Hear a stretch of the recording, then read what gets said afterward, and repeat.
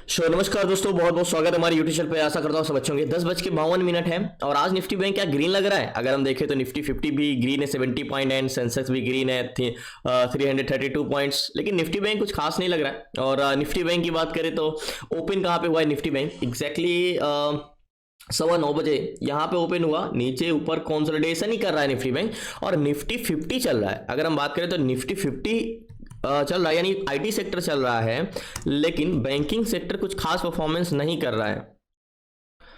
Nifty 50 भी same ही है, यहाँ से यहाँ तक गया 70 पॉइंट, अभी और भी नीचे आ गया।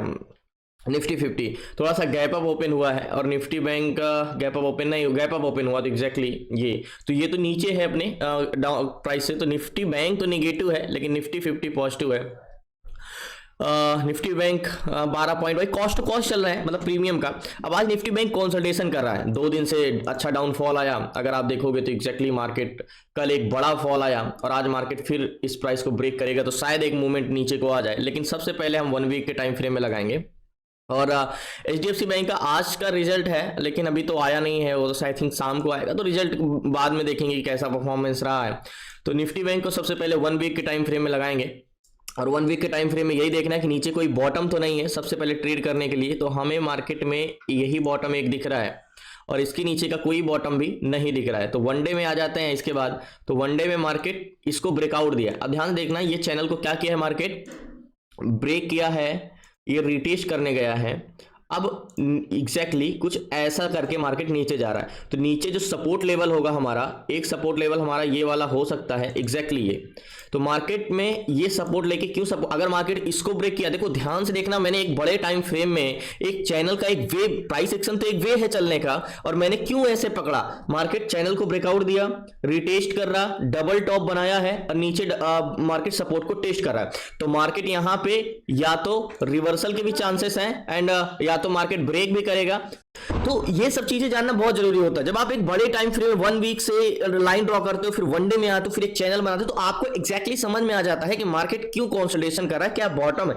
फिर अब जैसे ये सपोर्ट है, ठीक है, हमने पता कर लिया कि यहाँ पे ये सपोर्ट पे मार्केट है यहाँ पे, तो यहाँ पे बाउंस बैक आने के चांसेस है। लेकिन मार्केट क्या बायर इंटरेस्टेड है इस पे जाने के लिए, ये मार्केट क्यों ड्रॉ कर रहा है, क्योंकि मार्केट यहाँ पे सपोर्ट पे।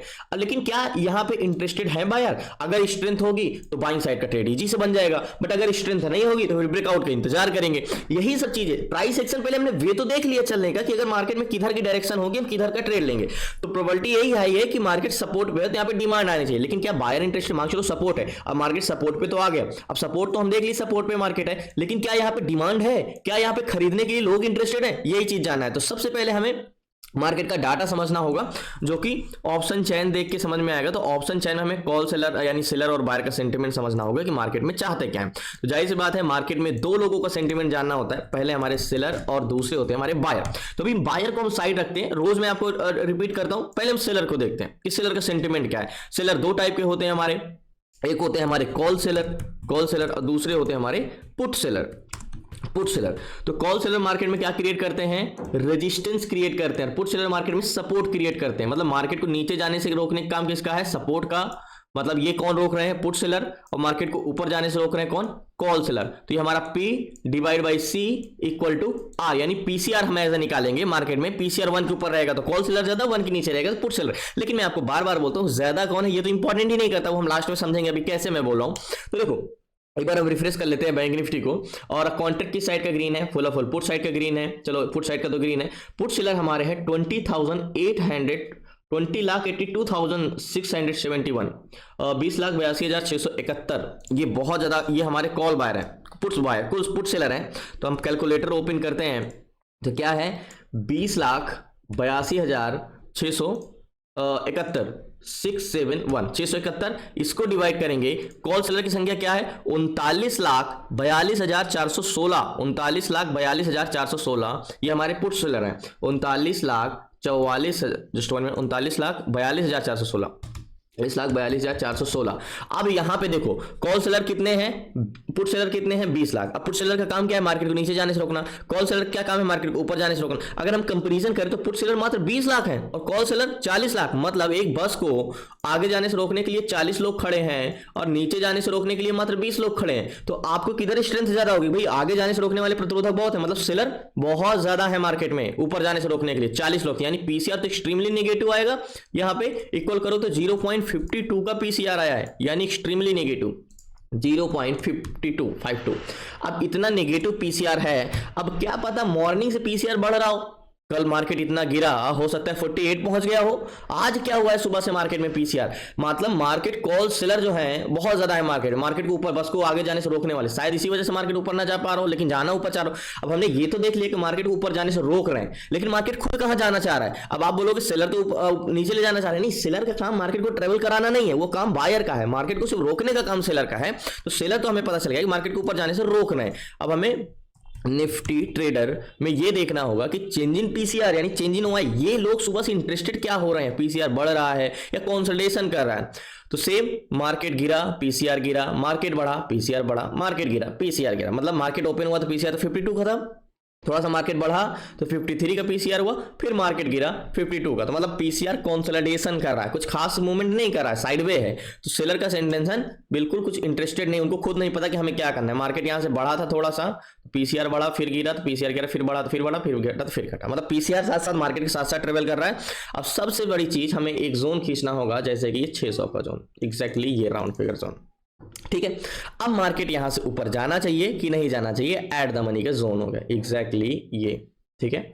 अब मार्केट में हम यहां पे देखेंगे, अभी हम सेलर को ही देख रहे हैं, अभी हमने बायर को नहीं, मैंने क्या दो लोगों को बोला, मैंने बोला कि ना सेलर एंड बायर का सेंटीमेंट समझना है। तो हमने सेलर का समझ लिया कि एक्सट्रीमली नेगेटिव, अब हमें बायर का समझना है, तो सेलर का भी एट द मनी समझना है। तो 49,600 यानी 49,600 पे कॉल सेलर 34,445 है, 34,445 ये कॉल सेलर है, ये मार्केट को ऊपर जाने से रोक रहे हैं। अब यहीं पे 48,600 पे पुट सेलर की संख्या 37,000 है, मतलब एट द मनी में थोड़े बहुत यहाँ पे पुट सेलर स्ट्रांग पड़ रहे हैं, 37,000।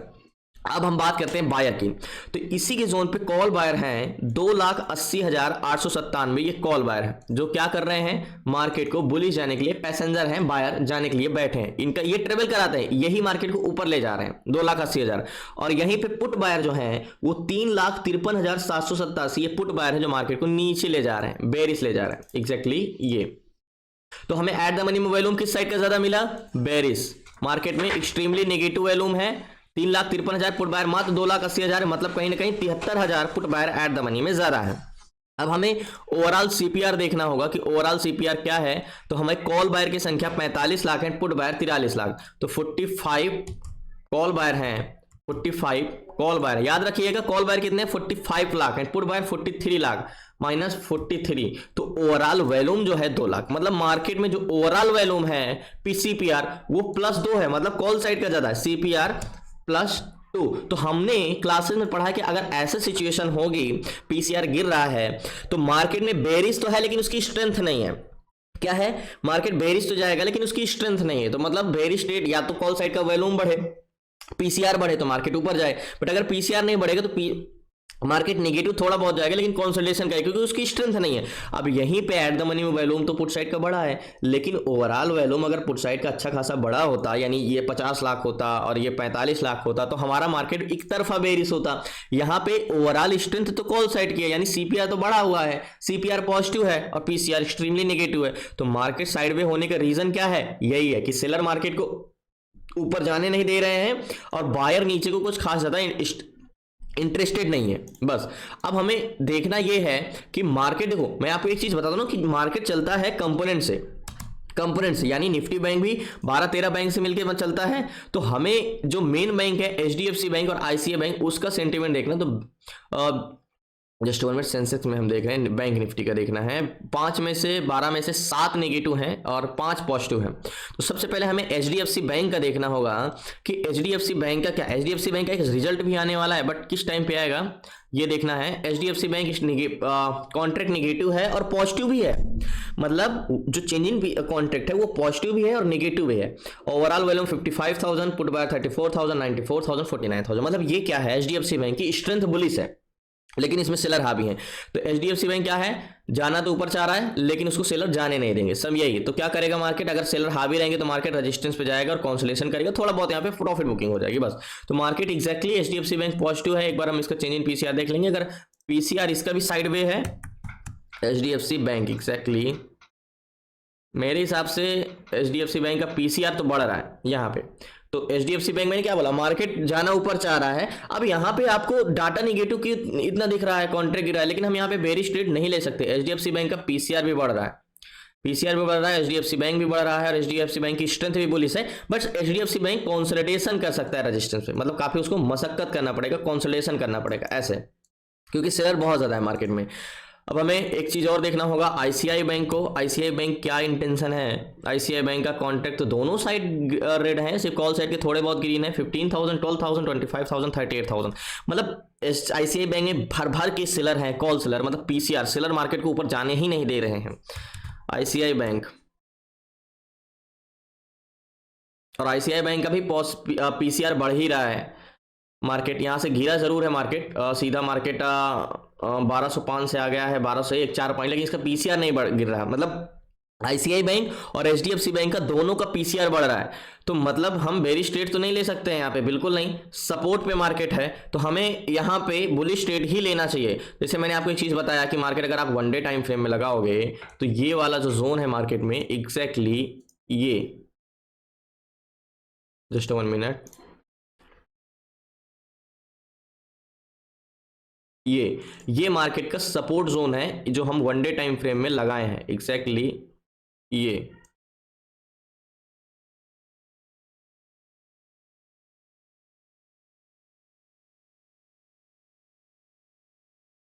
एग्जैक्टली ये।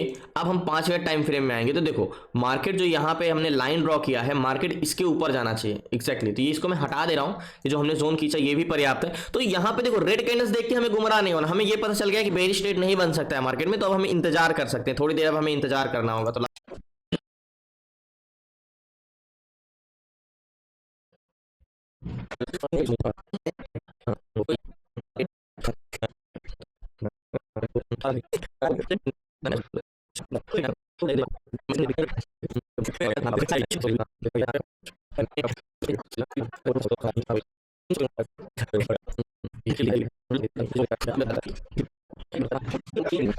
सो फाइनली मार्केट नीचे जा रहा है लेकिन हम बेरिश ट्रेड नहीं बना सकते। जैसे मैंने बोला ना कि हम बेरिश ट्रेड क्यों नहीं, जैसे यहाँ पे था मार्केट रेजिस्टेंस पे था, ठीक है आप बोलोगे बेरिश ट्रेड बनाओगे, लेकिन बेरिश ट्रेड बना ही नहीं सकते। 600 से 100 एक डायरेक्शनल ट्रेड होता है, एक मोमेंटम ट्रेड होता है, लेकिन यहाँ पे आंख बंद करके तो हम कोई ट्रेड नहीं कर सकते। क्योंकि यहाँ पे अगर मैं आपको एचडीएफसी बैंक दिखाता हूँ, एचडीएफसी बैंक में तो सेलर मतलब पूरे के पूरे मार्केट में देखो एग्जैक्टली मैं आपको खुद समझाता हूँ कि ऐसे अगर डाटा रहता है, मीन्स ब्लू लाइन ऊपर जा रहा हो लेकिन रेड लाइन नीचे जा रहा हो, तो मार्केट कहीं से सपोर्ट लेके रिवर्स करेगा एग्जैक्टली। इतना गैप हो गया है।